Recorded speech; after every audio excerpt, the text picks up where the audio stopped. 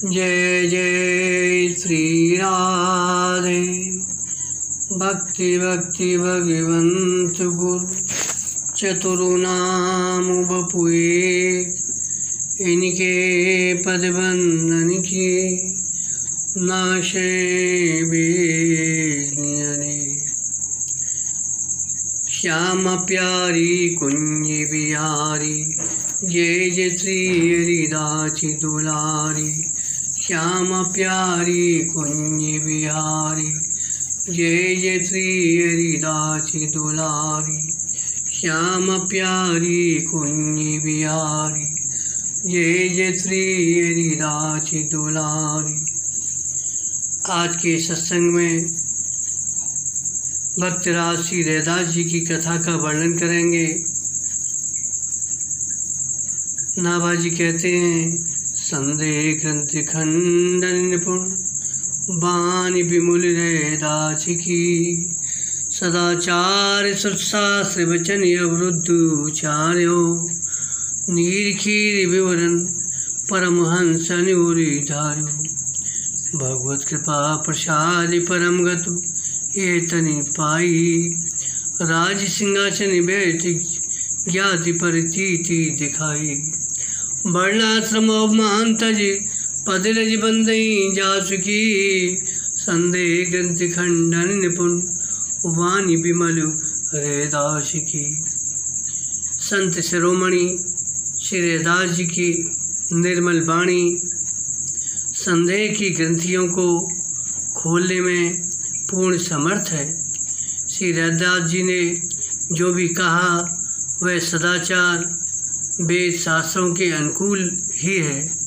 उन्होंने नीरखीर अर्थात सत और असत का विवरण करने वाला परमहंसों का भाव अपने हृदय में धारण किया तथा सार असार का निर्णय करने वाली उनकी वाणी को परमहंसों ने अपने हृदय में धारण किया।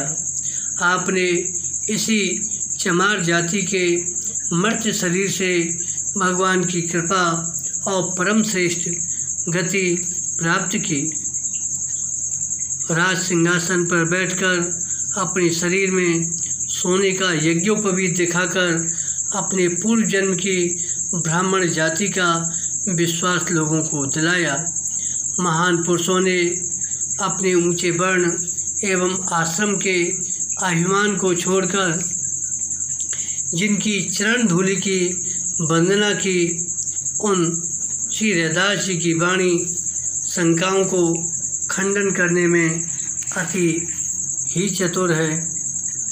प्रियादास जी कहते हैं, रामानंद को शिष्य ब्रह्मचारी रहे, कहे वृत्ति चूटकी की कहे तसो बानिए। करो अंगीकार सीधो कहे 10-20 बार, बरसे प्रबलदारता में बापू आनिए। भोग को लगा प्रभु ध्यान नहीं आवे, अरे कैसे कर लियावे या पूछ नीचे मानियो। दियो साप भारी बात सुनी ना हमारी, घट कुल में उतारी देह सोए या को जानियो।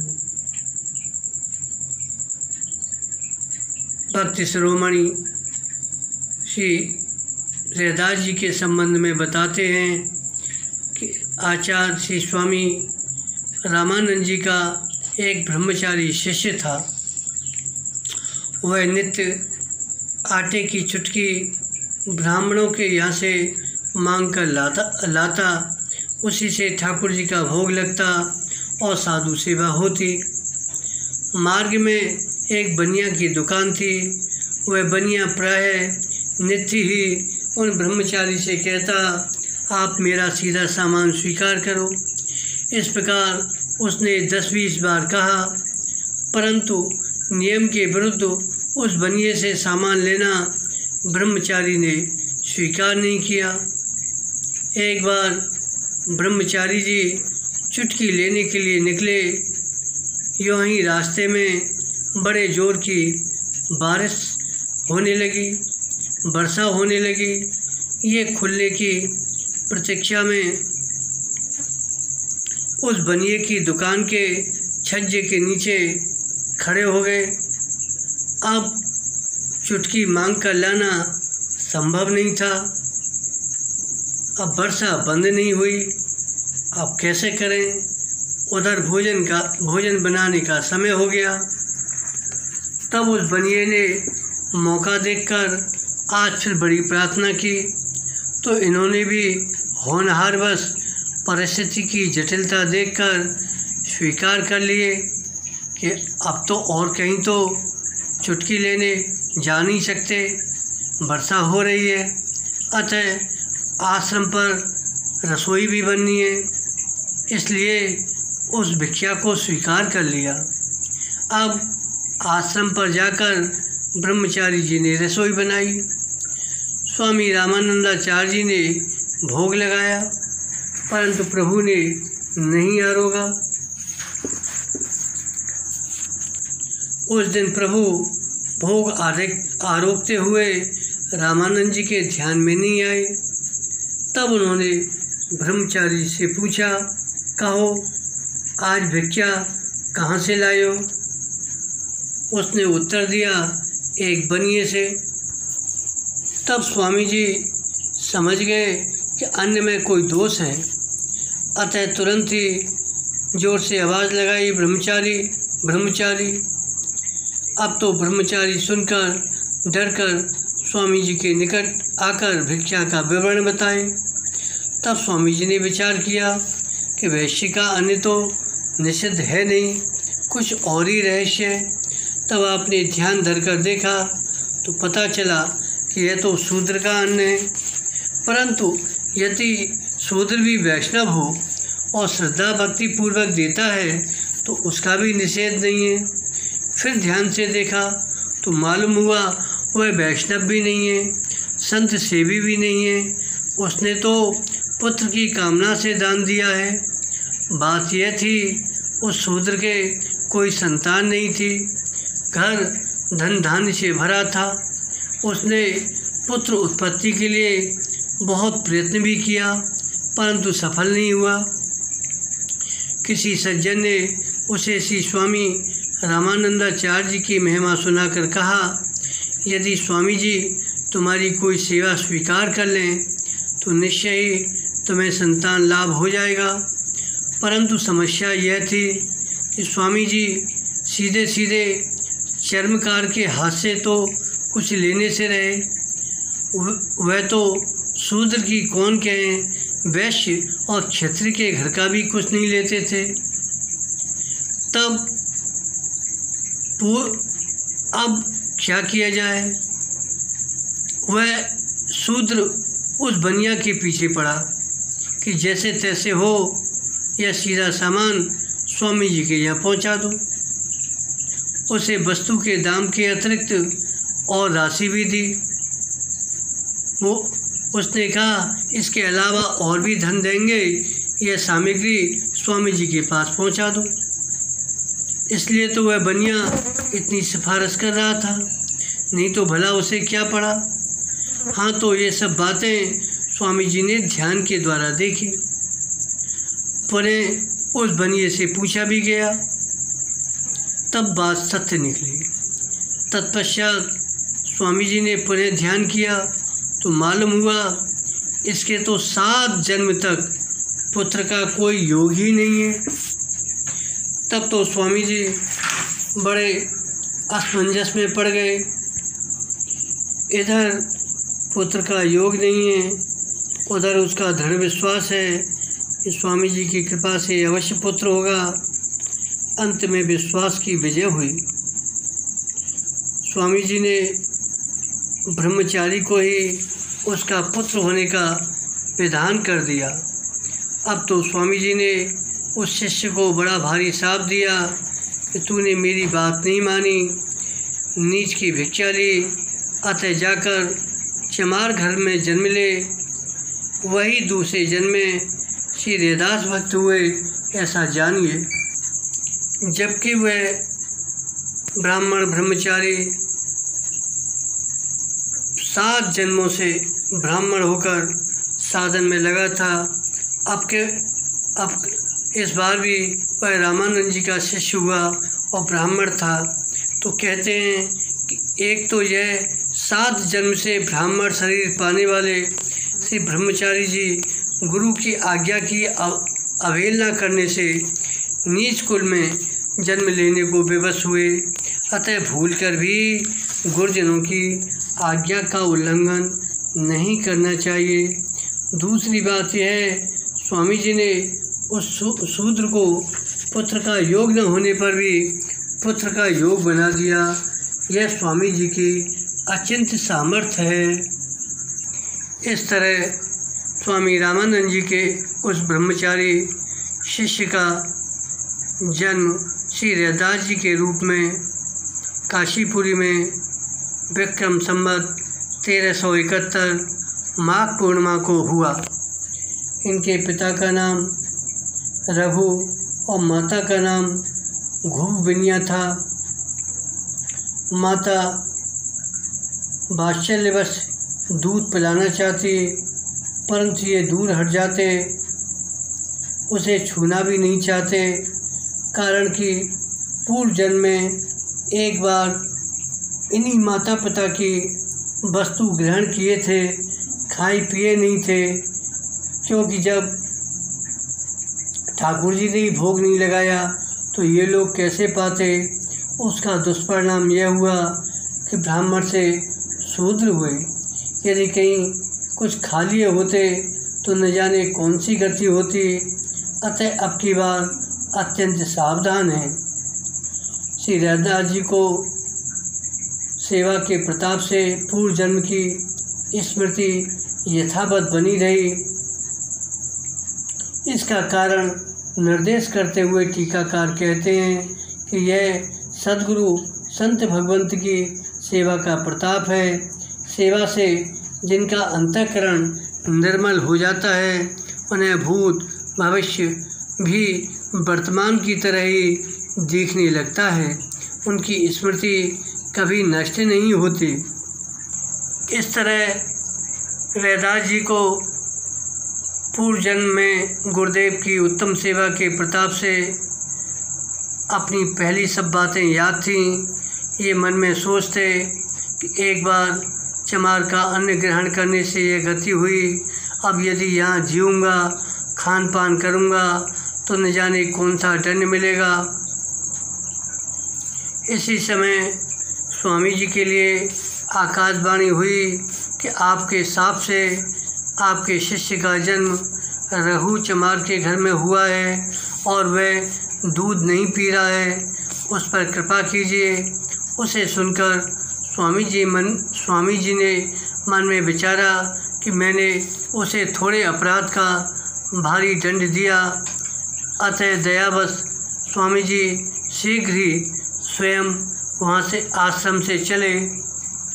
श्री स्वामी रामानंदाचार्य जी जब आश्रम से चले तो काशीपुरी में हल्ला पड़ गया, क्योंकि इस समय तो वे ध्यान समाधि में रहते हैं। लोगों को उनका दर्शन दुर्लभ था, परंतु आज सहज सुलभ हो गया।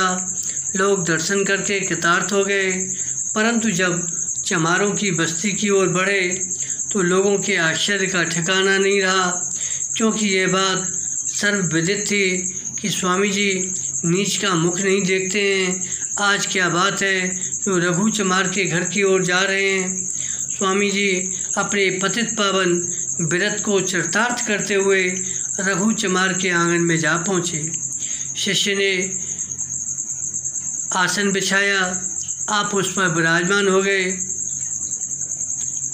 पिता माता ने बालक का प्राण बचाने की प्रार्थना की। स्वामी जी ने कहा, बालक को मेरे पास लाइए और आप सब लोग यहाँ से हट जाइए, क्योंकि मेरा मंत्र एकांत में ही काम करता है। स्वामी जी ने रैदास जी को दीक्षा दी। भक्ति में प्राणी मात्र का अधिकार है, चाहे वह किसी वर्ण आश्रम का हो।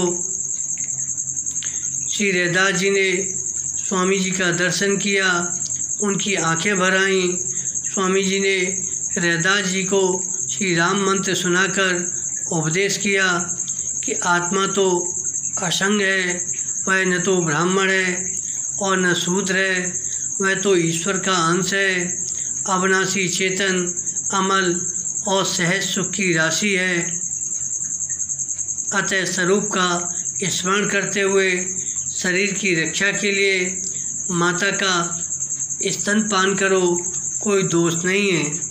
माता का दूध कोई ऐसा प्रतिग्रहण नहीं है जिसमें पतन की संभावना हो, वह तो उसका विशुद्ध वात्सल्य प्रेम और उस पर शिशु का अधिकार है। रहदास जी ने प्रार्थना की, मेरी माता तो वैष्णवी नहीं है, कैसे उसका स्तनपान करूं?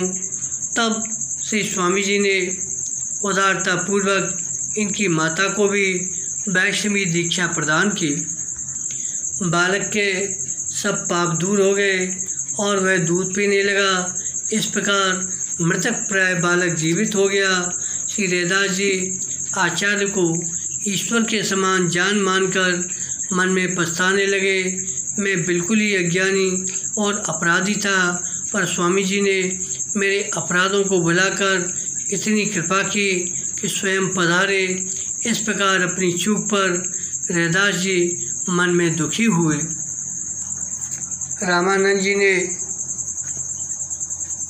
रामानंद जी बालक रहदास को दीक्षा देकर उसकी माता को भी वैष्णवी दीक्षा प्रदान करके अपने आश्रम को चले आए।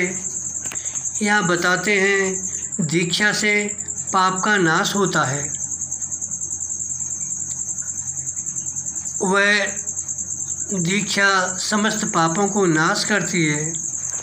एक उदाहरण सुनाते हैं कि एक विद्यारण्य मुनि का। इन्होंने बड़ी लगन के साथ विधि पूर्वक श्री गायत्री मंत्र के 23 पुनश्चरण किए, परंतु कोई अलौकिक लाभ नहीं हुआ। तब ये खींचकर श्री गायत्री मंत्र का जप छोड़कर संन्यास की दीक्षा ले लिए। दीक्षित होते ही श्री वेद माता गायत्री ने तुरंत प्रकट होकर दर्शन दिया और वरदान मांगने को कहा। इन्होंने प्रणाम करके पूछा, माता जी, इतने दिनों तक आराधना करने पर तो आपने दर्शन नहीं दिया। जब मैंने आपकी आराधना को छोड़कर संन्यास की दीक्षा ले ली, तब आपने कैसे कृपा की? गायत्री माता ने कहा, तुम्हारे पूर्व जन्म के 24 बहुत बड़े प्रतिबंधक पाप थे, उनमें से 23 तो तुम्हारे 23 पुनश्चरण से नष्ट हो गए, एक शेष रह गया। तुमने उकताकर साधना छोड़ दी।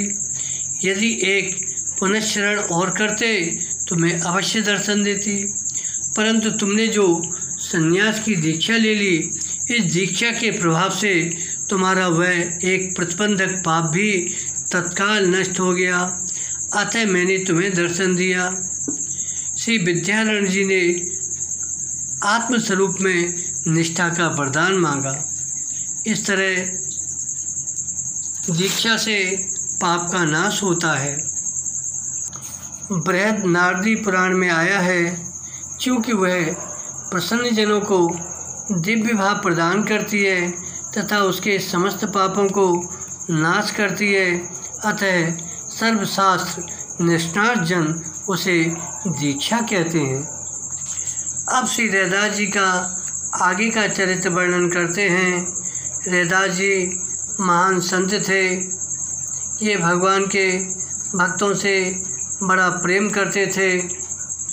भक्त की सबसे बड़ी पहचान यह है, उसे भगवान के समान ही बल्कि भगवान से बढ़कर भक्ति प्रिय लगते हैं। श्री रहदास जी भी संतों में बड़ा सद्भाव रखते थे, उनकी खूब सेवा करते थे। इनके पिता बड़े धनवान थे। इन्हें तिजोरी की चाबी हाथ लग गई। ये चुपके से तिजोरी खोलकर मोहरें मुट्ठी में भर लेते, फिर तिजोरी जो कि त्यों बंद कर ताली यथास्थान रख देते और स्वयं साधु संतों के स्थान में जाकर कभी भंडारा करते, कभी किसी को लोटा कमंडल खरीद कर देते, कभी वस्त्र की सेवा करते। इस प्रकार इन्होंने चोरी चोरी पिता की बहुत संपत्ति साधु सेवा में खर्च कर दी। इनके पिता तो जानते ही नहीं थे। माता पहले तो इन्हें मुट्ठी भरे हुए घर से निकलते देखती तो समझती कुछ बाल भोग मेवा मिठाई ली होगी, परंतु बाद में वह समझ गई कि वह मोहरें चुरा कर ले जाता है, परंतु पुत्र प्यारवश कुछ कह नहीं पाई। एक दिन जब इनके पिताजी ने तिजोरी की रकम संभाली तो उन्हें बहुत कम मालूम पड़ी। जब पूछताछ की तब माता ने बताया।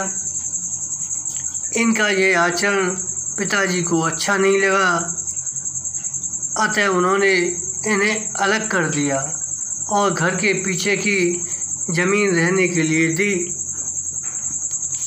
देखो, जिस पुत्र के लिए इतना प्रयत्न किया वही अब एकदम अप्रिय हो गया। रैदास जी भक्त थे और इनकी पत्नी बड़ी पतिव्रता थी, पति की आज्ञाकारिणी थी। भाव यह है, पिताजी ने अलग कर दिया, रहने को एक घर, भोजन बनाने के लिए एक फूटा बर्तन या कुछ भी सामान नहीं दिया। रैदास जी यह सब बात किसी से नहीं कही, जबकि संसार में लोग एक हिस्से के लिए कितना बैर बांधते हैं, इसलिए कि इन्हें विश्वास था परम कृपालु प्रभु मेरा सब योगक्षेम वहन करेंगे। रैदास जी ने सोचा, मैं क्यों चिंता करूं। दूसरी बात, साधु का सबसे बड़ा गुण संतोष इनमें था, अतः कुछ न मिलने पर भी मन में किंचित मात्र भी लोभ नहीं था।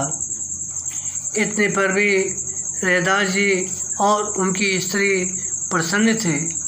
अब तो रैदास जी जूतियों को गांठते थे और पक्का चमड़ा लाकर जूते बनाते थे, साधु संतों को पहनाते, अपनी इस सेवा को प्रकट न करके गुप्त ही रखते थे। आपने एक छप्पर डालकर उसमें भगवान की सेवा के योग्य स्थान बनाया, उसी में संतजन भी निवास करते थे, परंतु स्वयं आप चौड़े में ही रहते थे। मजदूरी से प्राप्त धन को अतिथियों को बांटकर खाते थे। ऐसी दैनिक जीवनचर्या से आप रहते।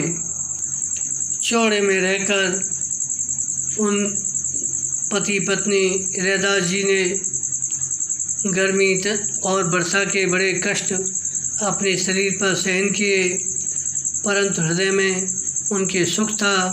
वे सहज स्वभाव से प्रेम रंग में रंगे थे, अतः सदा आनंद मग्न रहते थे। एक दिन स्वयं भगवान भक्त का भेष बनाकर श्री रैदास जी के यहाँ पधारे। रैदास जी ने उनका बहुत सत्कार किया। रैदास जी ने जब संत भेषधारी भगवान का दर्शन किया तो अत्यंत आनंद में भरकर नृत्य किया। साधु भेषधारी भगवान को भोजन के लिए श्री रैदास जी सीधा सामान देने लगे तो भगवान ने इनकार कर दिया कि हम चूल्हा चक्की, नौन तेल, लकड़ी के चक्कर में नहीं पड़ेंगे। तब रैदास जी ने विचार किया, संभवतः हमारी जाति विचार कर हमारे घर का सामान नहीं लेना चाहते, अतः ऐसा कहते हैं। तब रैदास जी इन्हें पैसा देने लगे कि बाजार में जाकर कुछ खा पी लीजिए, परंतु प्रभु ने पैसा लेना भी स्वीकार नहीं किया। तब तो रैदास जी बड़ी ही विनम्रतापूर्वक पूछे, आखिर आप भोजन कैसे करेंगे और क्या करेंगे। भगवान ने कहा, हम तो आपके यहाँ ही प्रसाद पावेंगे। मैंने सुना है आपकी घरवाली कढ़ी पकौड़ी बढ़िया बनाती है, अतः आपकी यदि बहुत श्रद्धा हो तो आज आपके श्री ठाकुर जी का इसी का भोग लगे, मेरा मन भी यही पाने का है। तब रैदास जी ने कहा, महाराज मैं तो चमार हूँ, मेरे घर कैसे पाएंगे। भगवान ने कहा, रैदास जी आप काहे को झूठ बोल रहे हो?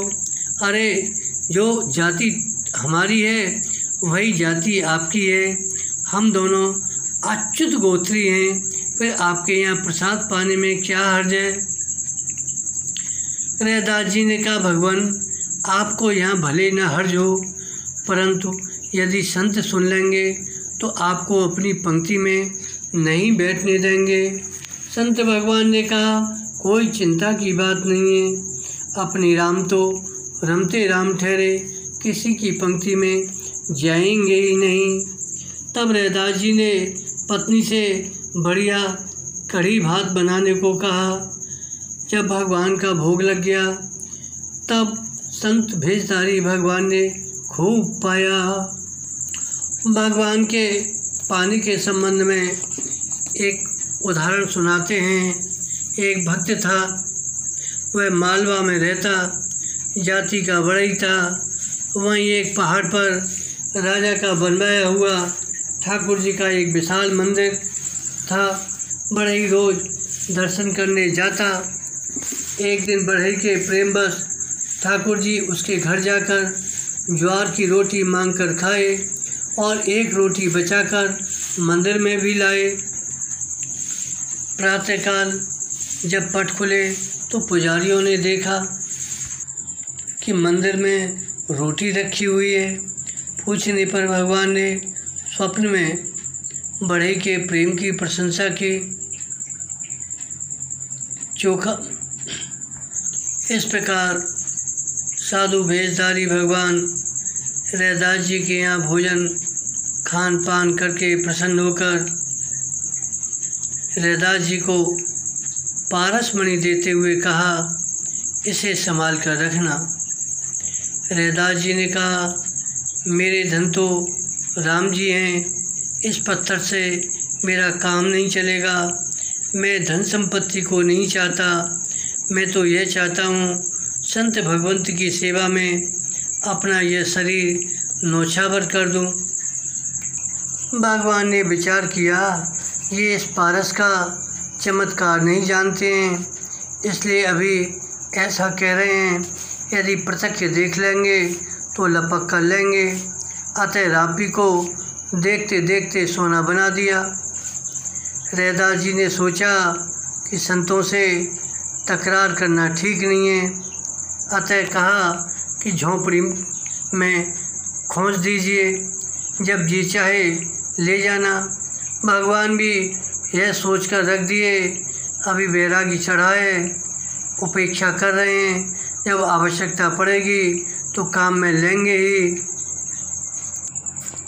तब रैदास जी के कहने पर साधु भेषधारी उस पारस पत्थर को ठाकुर जी के छप्पर में रख दिए और वहाँ से चले गए। साधु भेषधारी भगवान श्याम सुंदर 13 मास बीत जाने के बाद फिर रैदास जी के यहाँ आए। बड़े प्रेम से बोले, कहिए रैदास जी, पारस का प्रयोग करके क्या सेवा की? रैदास जी बोले, जहाँ आप रख गए थे वहीं रखा होगा, आप उसे ले लीजिए। उससे काम लेने का हमारा तो मन है नहीं, क्योंकि उस धन में विश्वास नहीं है। आप उसे ले जाइए, जैसी इच्छा हो वैसा कीजिए। मुझे तो उस पारस से तथा उससे निकले हुए सोने से डर लगता है। रैदास जी की ऐसी बात सुनकर पारस को लेकर वे चले गए। अब इसके बाद भगवान ने जो नई लीला रची उसे सुनिए। प्रातःकाल जब रैदास जी ठाकुर सेवा करने जाते तो नित्य 5 मोहरें वहाँ मिलती। अब तो रैदास जी को ठाकुर जी की सेवा से भी भय लगने लगा। अब तो रैदास जी दूसरे की वस्तु लेने से इतने डर गए कि अन्य की तो बात ही क्या, स्वयं संत भगवंत का दिया हुआ भी लेने में भय खाने लगे। उन मोहरों को हाथ से छूते भी नहीं थे, क्योंकि द्रव्य का स्पर्श भी अनर्थकारी होता है। अतः ये चिमटा से उठाकर जैसे मानो बिच्छू हों ले जाकर गंगा में फेंक आते। श्री रैदास जी अपनी पत्नी से बोले, देखो अब तो घोर कलयुग आ गया है। कैसी विचित्र बात है, अब संत तो पारस देने लगे और भगवान मोहरे। जब ये माया से छुड़ाने वाले ही माया देंगे तो जीव का कल्याण कैसे होगा। हम तो ऐसे संत और ऐसे भगवंत, इनकी ऐसी कृपा, तीनों को दूर से दंडवत करते हैं। अब तो कहीं एकांत में चलकर श्री राम नाम जपूंगा। बाज आया इनकी सेवा से, क्योंकि माया का संग्रह भी और सेवा भी दोनों का एक साथ निर्वाह असंभव है। अतः रैदास जी ने मन में अन्य जगह जाने का विचार किया। अब तो तब भगवान ने स्वप्न में रैदास जी से कहा, तुम अपना हठ छोड़ दो, मेरी जीत होने दो, मेरी बात ही रह जाने दो, अर्थात मैं जैसा चाहता हूँ वैसा ही करो।